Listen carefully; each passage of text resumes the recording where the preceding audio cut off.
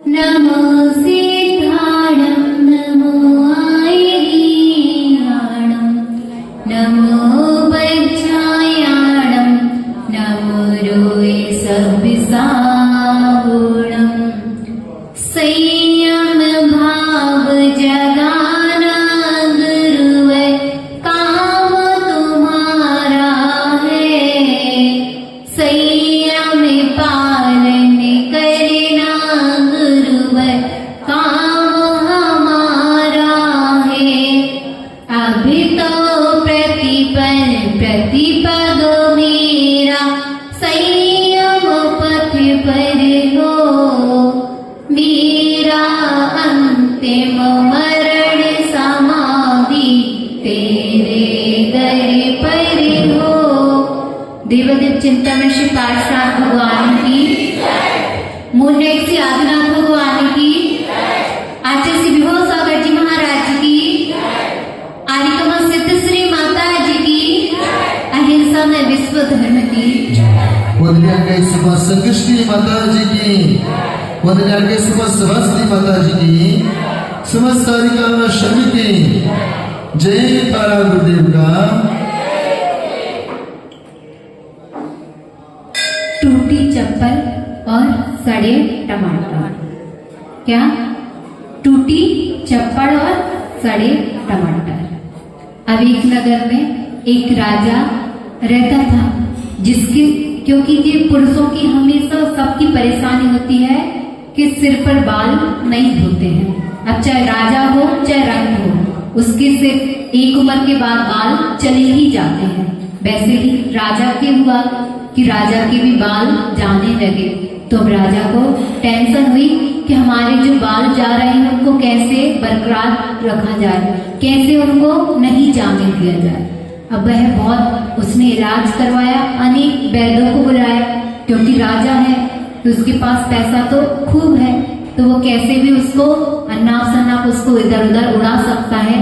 उसने हर जगह के वैद्यों को बुलाया, सबसे बड़े वैद्य को बुलाया और कहा कि मेरे बालों को नहीं जाने देना, कहीं भी नहीं जाने देना, और अगर वो बाल मेरी गिरते रहे तो मैं तुमको कैद खाने में बंद कर दूंगा। अब सब वैद्य आने को कतराते कि क्योंकि पता है कि बाल एक ऐसी चीज है जो गिर रहे हो तो उनको रोका नहीं जा सकता है। मगर अब राजा का आदेश है कि वैद्यों को आएंगे, अगर उन्होंने बाल को नहीं गिरने से रोका तो उनको कैद खाने में बंद कर देंगे। अब सब वैद्य कतराते, मगर एक वैद्य थोड़ा सा होशियार था, तो वह वैद्य भी उनके पास आया और महाराज से बोलता, महाराज मैं आपका इलाज करूंगा मगर आप मेरे अनुसार चलोगे तो। क्या बोला? आप मेरे अनुसार चलोगे तो मैं आपका इलाज करूंगा। अब मरता क्या ना करता, उसने भी वैसा ही किया। राजा ने भी कहा ठीक है वैद्य जी, आप जैसा कहोगे मैं वैसा कर दूंगा। अब उसने थोड़ा सा उसको डरवाया राजा ने, मगर वैद्य जी तब भी वही कहते कि आपको मेरे अनुसार चलना होगा। तो राजा ने कहा ठीक है। अब तब वैद्य जी ने इलाज किया तो कहा आपको 3 महीने का परहेज करना होगा। क्या करना होगा? 3 महीने का आपको परहेज करना होगा। और एक बात को हमेशा स्मरण में रखना होगा कि आपको जब से दवाई लेना है उस दिन से एक स्मरण नहीं करना है। क्या नहीं सोचना है आपको? राजा ने पूछा हमको क्या नहीं सोचना है? तो उसने कहा आपको ये नहीं सोचना है कि टूटी चप्पल और सड़े टमाटर, इसका आपको विचार नहीं करना है। अगर आपने विचार करोगे तो आपको दवाई नहीं लगेगी। क्या करना है? बस टूटी चप्पल और सड़े टमाटर के बारे में आपको नहीं सोचना है।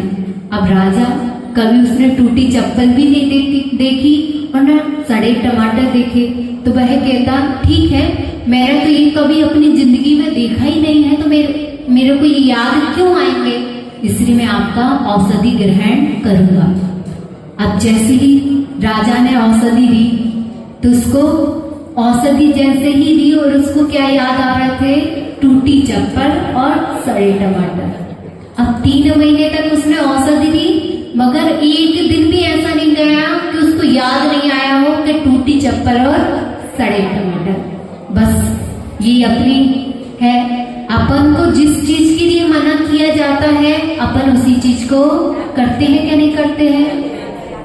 आपसे बोलो कि आपको धर्म करना है तो आप धर्म नहीं करोगे, और अगर आपसे बोल दिया जाए कि आपको धर्म नहीं करना है तो आप धर्म करने लगोगे। ये होता है कि नहीं।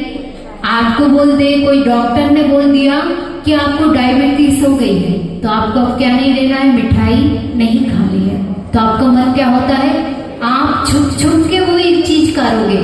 आपको मीठा खाने को मना किया गया है, आप अपने घर वालों को नहीं बताओगे मगर छुपका से खा के आ जाओगे। करते हो क्या नहीं।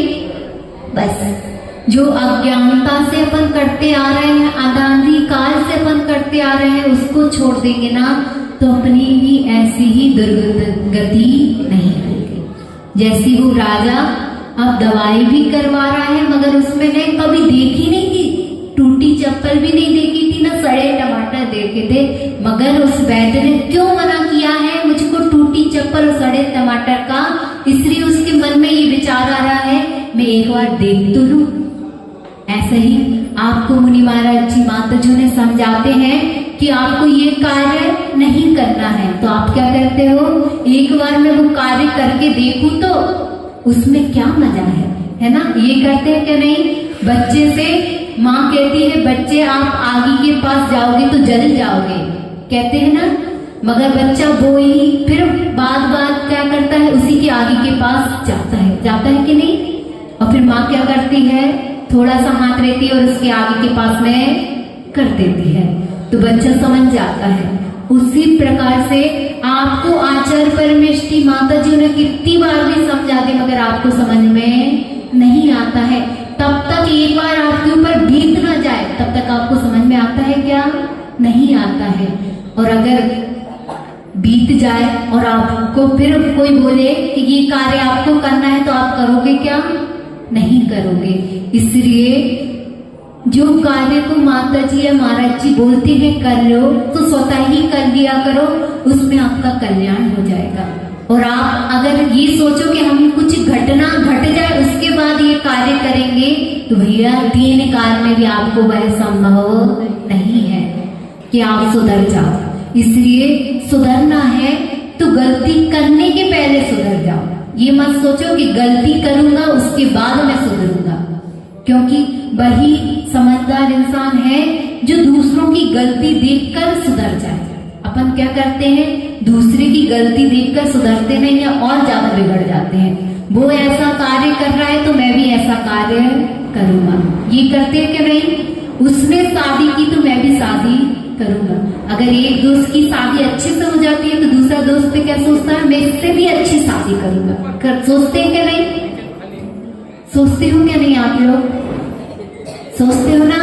मगर जो आप गलती कर रहे हो आपको वो गलती अच्छी लग रही, अच्छा लड्डू लग रहा है कि मैं ये शादी करूंगा तो मेरी कुल की वृद्धि होगी, मेरी समाज में मेरा एक और औहदा बढ़ जाएगा। नहीं भैया, अगर आप जैनेश्वरी दीक्षा लोगे तो आपकी एक कुल को वृद्धि कर रहे हो, और अगर जैनेश्वरी दीक्षा ले ली ना तो आपने जितने कुल है सबको वृद्धि कर दिया। इसलिए हमेशा ये सोचना कि हमको दीक्षा लेनी है। अब माता जी आपसे पूछती है कि आपको बैराग आ रहा है कि दीक्षा लेनी है क्या, तो आप लोग क्या कहते हो, नहीं। कभी भी अच्छी बातों में मना नहीं करना चाहिए। आपको हमको पता है कि आपको दीक्षा नहीं लेनी है, मगर कभी भी कोई भी साधु संत आपसे कहे ना कि आपको दीक्षा लेनी है तो क्या करना चाहिए आपको, हाँ तो क्या ही देना चाहिए। क्योंकि कहते हैं कि मंदिर आने के पहले अगर आप मंदिर में आने की तैयारी करते हो तो आपको घर से पुण्य रखता है, उसी प्रकार से आपको दीक्षा नहीं लेनी है, बहुत अच्छी बात है, मगर उसकी अनुमोदना तो करते रहना चाहिए। कभी भी कोई भी कहे कि हाँ आपको दीक्षा लेनी है तो क्या जाता है आपका हाँ कहने में, कुछ जाता है क्या। आप बड़े अच्छे से कह देते हो नहीं माता जी मेरे को दीक्षा नहीं लेनी है, उसी जगह पे आप क्या कह देते, हाँ मैं दीक्षा तो लूंगा मगर थोड़े से दिन के बाद, तो उसमें आपको पुण्य तो रखता क्या नहीं। जैसे कि एक साधु ने समाधि को ग्रहण किया है और समाधि के बाद वह अपने आचार्य श्री के पास जाकर अपने जीवन काल के जितने भी अपराध किए हैं उनकी क्षमा करने मांगने के लिए जाते हैं और बीच में समाधि हो जाए। क्या हो जाए? बीच में समाधि हो जाए। तो अभी आचार्य श्री के पास पहुंचे हैं क्या? नहीं पहुंचे और बीच में समाधि हो गई है। तो जो अपराध किए हैं उसका उनको क्या नहीं रखता है? पाप नहीं रखता है। क्यों? क्योंकि वो अपराध की क्षमा करवाने के लिए तो जा रहे थे और बीच में उनकी समाधि हो गई। उसी प्रकार से अगर आपकी भावना कैसी रहे कि मुझको दीक्षा लेनी है और ऐसे ही भावना में अगर आपकी मृत्यु हो जाए तो आपको फल तो अच्छा मिलेगा ना? मिलेगा क्या नहीं? इसलिए कभी भी धर्म के क्षेत्र में अगर आपसे कोई कह दे कि आपको स्वाध्याय करना है तो आप मना मत करना।